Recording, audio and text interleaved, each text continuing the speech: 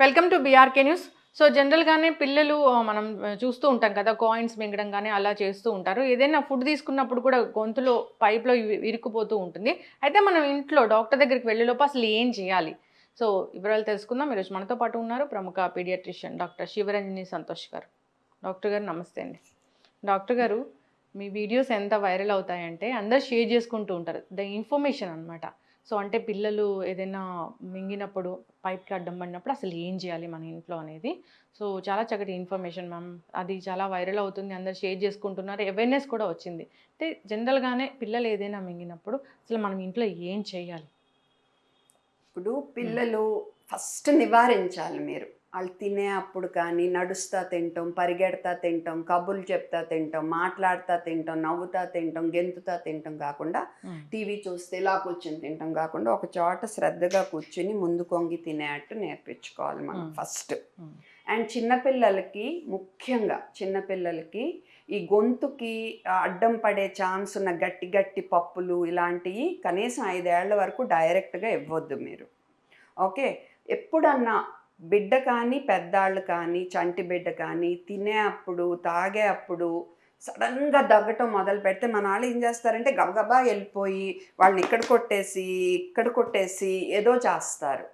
ఏమీ చేయకూడదు. దగ్గుతున్నాళ్ళని దగ్గనివ్వాలి. దగ్గుతున్నాళ్ళని దగ్గనివ్వాలి.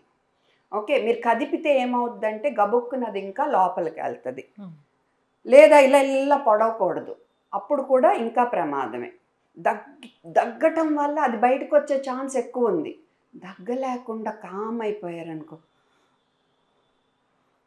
అంటున్నారు. అలా సౌండ్ చేస్తున్నారు. లేదా బిడ్డ ఏడవటం హ్మ్. లేదు. అసలేంటో అదో రకంగా పాలిపోయాడు. శబ్దమే రావట్లా. కొంచెం తెలిసినాళ్ళైతే ఇలా పట్టుకుంటారు. దీన్ని యూనివర్సల్ చోకింగ్ పొజిషన్ అంటారు. హ్మ్. మీకిలా చూపిస్తారనమాట. నేను చోక్ అవుతున్నాను. నాకు విండ్ పైప్‌కి ఏదో అడ్డం పడిపోతుంది. నా గాలి పీల్చుకునే పైప్‌కని. అప్పుడు మీరెళ్లి సాయం చేయాలి. బిడ్డనుకోండి జాగ్రత్తగా తీసుకొని, ఎత్తుకొని ఇలా పట్టుకోవాలి చంటి బిడ్డని. గబుక్కున ఇలా పడిపోయేట్టు ఉండకూడదు. జాగ్రత్తగా పట్టుకోవాలి. మెడ కాదు, హ్మ్. దవడ. హ్మ్. ఓకే. ఇలా పట్టుకుని 1, 2, 3, 4, 5 చూసారా నేను స్లాంట్‌గా పట్టుకున్నా అండ్ వీపు మధ్యలో 5 సార్లు కొట్టాను. అప్పటికి బయట పడిపోయిందనుకో సరే సరి. నెమ్మదిగా ఇలా జాగ్రత్తగా తిప్పి చూడండి. నోట్లో ఏమన్నా ఉంటే తీసేయండి. గుడ్డిగా అస్సలు పొడవద్దు.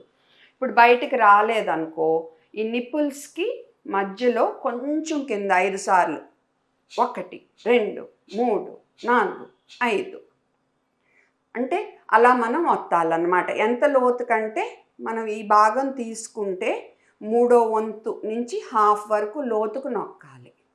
ఓకే.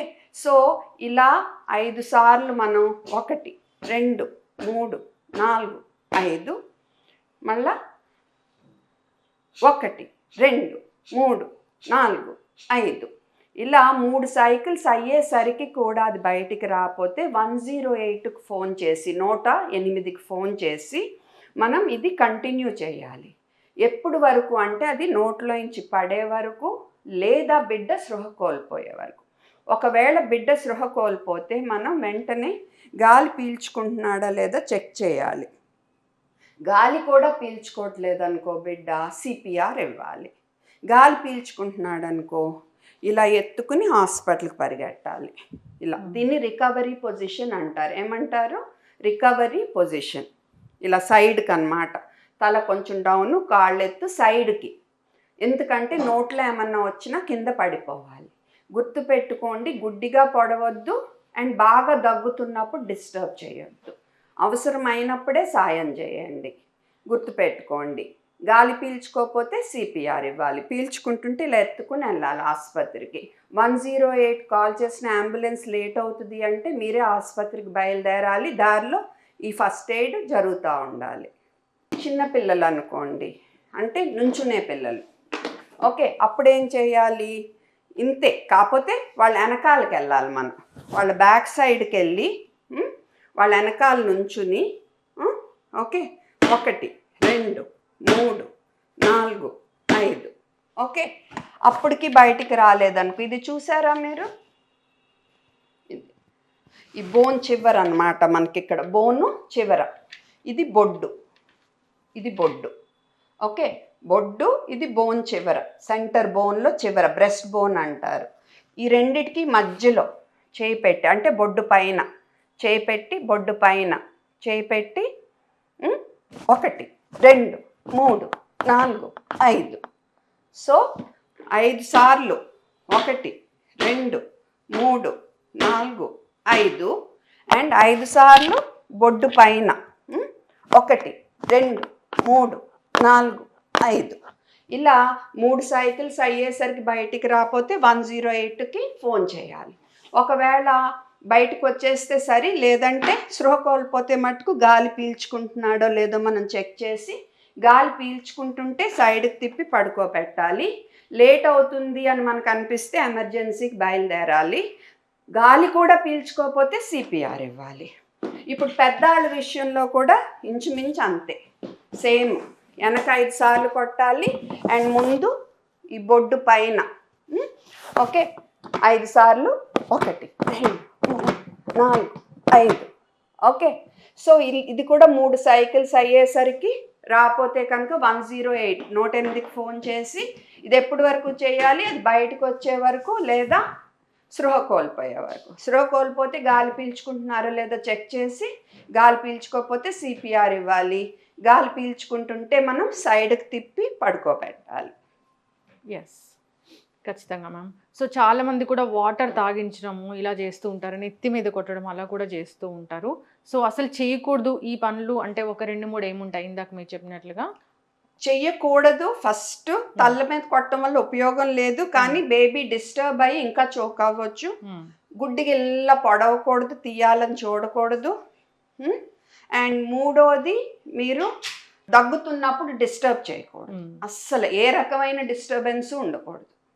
చాలా మంది వాటర్ తాగిస్తూ ఉంటారు. వాటర్ అస్సలు తాగించకూడదు, ఎందుకంటే ఆల్రెడీ మన విండిపై పడుతుంది కదా.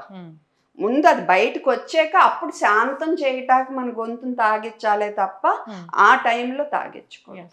అంటే జనరల్గా సినిమాల్లో కూడా ఏం చూపిస్తారంటే, హీరోయిన్ మునిగిపోతూ ఉంటుంది, హీరో సేవ్ చేస్తాడు, బయటికి తీస్తారు, తీసి వాళ్ళు ఏం చేస్తారు, పొట్ట మీద నొక్కుతారు. అవును, అలా పొట్ట మీద నొక్కినాక ఒక బ్రెత్ ఇవ్వగానే సాంగ్ మొదలవుతుంది మనకి. అలాంటి అది రాంగ్ చూపిస్తున్నారు. పొట్ట మీద నొక్కితే ఏమవుద్దంటే, ఆ బిడ్డ మింగిన రాళ్ళు, మనిషి మింగిన రాళ్ళు కానీ గడ్డి కానీ మళ్ళా వచ్చి విండి పైపులోకి వెళ్ళి చోక్ అయ్యే ప్రమాదం ఉంటుంది. పొట్ట మీద అస్సలు నొక్కకూడదు. నేను సిపిఆర్ అప్పుడు కూడా చెప్తాను, సిపిఆర్ అనేది అన్ని నీటిలోంచి మునిగిపోతున్నప్పుడు తీసిన, హైట్ మించి పడినప్పుడు మనం చూసుకున్న యాక్సిడెంట్ విక్టిమ్ అయిన రూల్స్ సేమే. కాకపోతే ఈ 3 కండిషన్స్లో, అంటే యాక్సిడెంట్ అయినా, నీళ్ళలోంచి మునిగినప్పుడు తీసిన, లేదా పైనుంచి పడిన, వీళ్ళని మట్టుకు ఎక్కువ మెడొంచే పనులు, ఇలా సైడ్కి తిప్పే పనులు అవి మనం చేయకూడదు. ఎందుకంటే వెన్నుపూస ఆల్రెడీ ఫ్రాక్చర్ అయి ఉండే ఛాన్స్ ఉంది, మనం ఎక్కువ కదిలించడం వల్ల ప్రమాదం జరగవచ్చు. సో అందుకని ఇలాంటి సిట్యుయేషన్లో, అంటే నీటిలో మునిగినప్పుడు బయటికి తీసిన, హైట్ నుంచి పడిన, యాక్సిడెంట్ అప్పుడు మనం వాళ్ళకి సిపిఆర్ ఇస్తున్న వాళ్ళని ఎక్కువ వెన్నుపూస కదిలే పనులు ఏమి మనము చెయ్యకూడదు. అండ్ చోకింగ్ అప్పుడు ఇంకోటి గుర్తుపెట్టుకోండి, గర్భవతులైతే పొట్ట మీద అస్సలు నొక్కకూడదు. మనం ఎట్టి పరిస్థితుల్లో ఇక్కడ నొక్కొచ్చు. గర్భవతులైతే పొట్ట మీద ఎట్టి పరిస్థితుల్లో నొక్కకూడదు, ఇక్కడ నొక్కొచ్చు. ఖచ్చితంగా మ్యామ్, చాలా